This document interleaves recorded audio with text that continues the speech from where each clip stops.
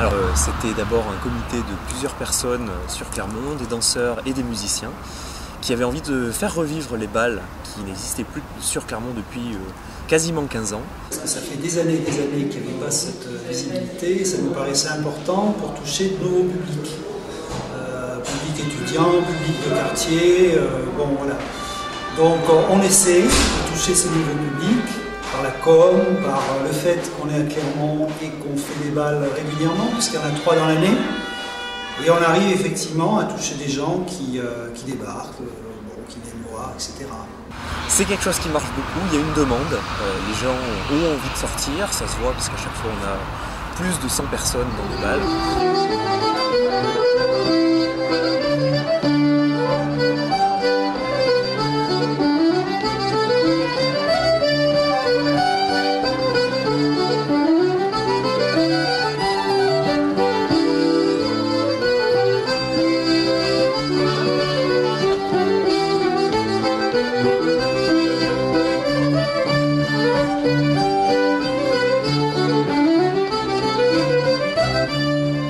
C'est clair que les danses traditionnelles ont une vocation, un objectif social. C'est évident que ça amène à la découverte de l'autre, ça amène au partage. Les danses collectives, c'est bien parce qu'il y a une excellente ambiance quand il y a des cercles, des choses comme ça. Ici, c'est pas forcément les danses qu'on privilégie. C'est vrai qu'on est beaucoup dans des danses plus de couple. Donc la bourrée, c'est une danse de couple. On n'est pas dans l'ambiance où tout le monde est chacun individu face à un groupe et on est tous, c'est pas une masse informe.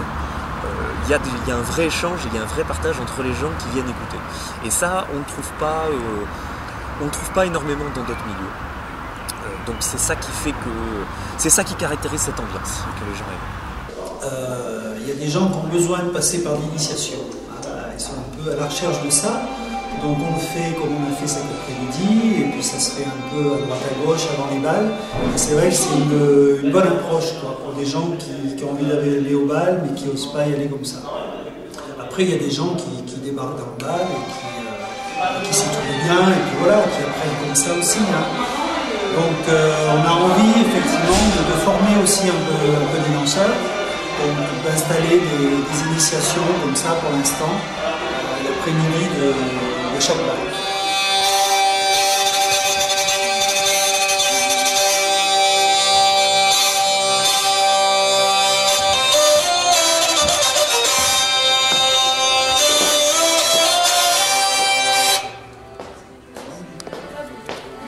Nous, on pense que notre musique, elle se transmet dans les balles, il y a l'énergie, il y a la danse qui se transmet, mais la formation c'est très important.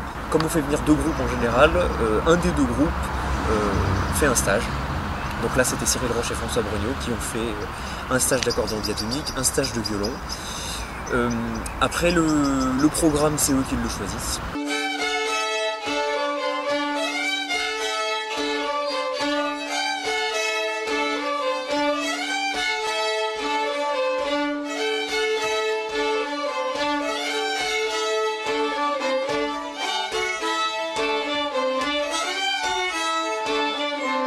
Quelque chose de très simple, hein.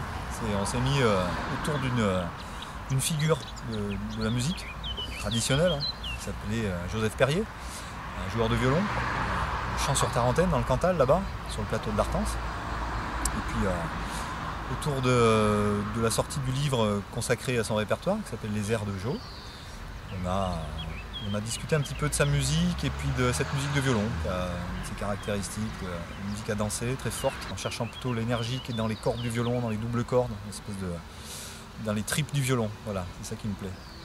Moi j'ai eu la chance de connaître Joseph, de rencontrer le musicien, de rencontrer l'homme aussi, parce que la dimension humaine, bien sûr, elle est prépondérante là-dedans. Et puis voilà, j'ai appris ce qui se faisait autour de cette musique. J'ai rencontré des gens qui eux-mêmes avaient fait la première étape de collectage, comme on dit, d'enquête, voilà, qui est allé voir tous ces anciens. Et puis petit à petit, j'ai lu entre les lignes cette musique, je me la suis appropriée, comme on dit. Puis voilà, j'ai le bonheur chaque fois que je la joue, de la jouer avec le même plaisir. C'est vraiment c'est pas un jeu d'enfant, mais il y a quelque chose de ça aussi, il y a quelque chose de naturel là-dedans, d'une énergie enfantine aussi, et qui demande aussi à approfondir certaines notions de l'instrument, et puis à comprendre la fonction, les fonctions de cette musique, qui sont sociales, qui sont dans la danse. Et puis, petit à petit, je me suis dit, bah oui, il faut aussi le rendre, cette chose-là. On nous donne, il faut le rendre, voilà, il faut le faire passer aussi.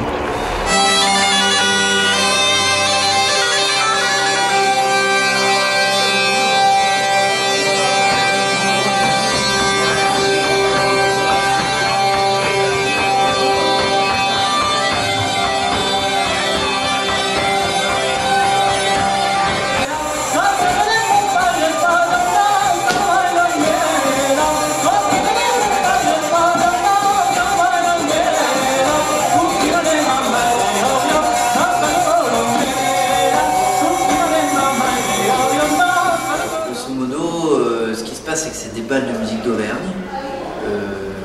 Donc il y a eu des gens qui sont venus d'autres régions, mais grosso modo c'est ça l'articulation.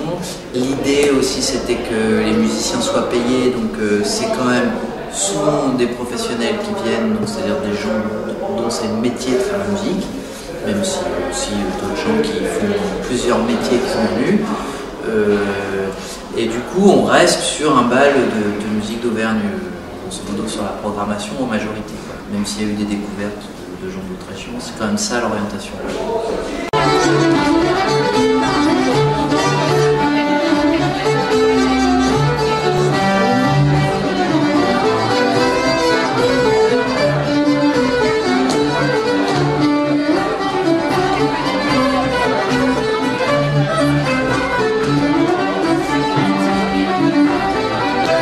Alors aujourd'hui on a deux invités exceptionnels qui se sont invités eux-mêmes et qu'on est bien heureux d'accueillir. Ce sont deux Belges qui ont fait le trajet. Ils sont partis à 6 h ce matin pour arriver aujourd'hui. Ils repartent demain, ils ne savent même pas où est-ce qu'ils vont dormir, mais ils sont venus pour faire le stage avec Cyril Roche et pour écouter le bal. Donc c'est deux gens qui sont de la partie flamande de la Belgique, et donc voilà, ils étaient ravis de venir et je crois qu'ils ont été bien satisfaits du stage. Yes, yes. Comme quoi il y a beaucoup d'échanges, on a des gens qui viennent d'un peu partout, on n'a pas que des Auvergnats, les stages attirent des gens d'ailleurs. Le dernier stage avait fait venir des gens plus ou moins autour de la région, là on a vraiment des gens qui viennent d'ailleurs.